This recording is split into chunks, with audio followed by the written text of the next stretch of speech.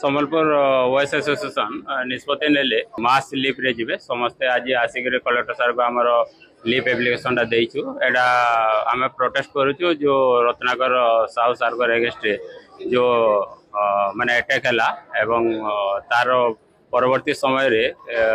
जो जो पदक्षेप नेवा कथा सेटा हमको वॉइस एसोसिएशन जणैथिले एवं से दृष्टि मीटिंग कॉल करथिलु एवं समस्ते सहमति देइथिले जेतु यार प्रतिवाद निहाती करबा दरकार जेतु गवर्नमेंट ऑफिसर माने जेते अछंती समस्ते भी गुडे तांकर मनोबल भी सबले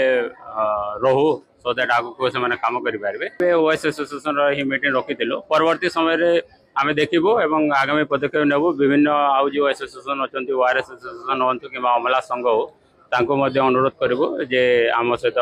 भाग नियंतु नुआ दाबी आमर या रही जे जो माने गिरफ होइजंती तांको एगेंस्ट रे प्रॉपर दफा लगा जो दफा लागी कि ताको प्रॉपर्ली इन्वेस्टिगेशन हो एवं प्रॉपर्ली तांकर चार्जशीट हो एवं सो दैट कोर्ट रे जेंती से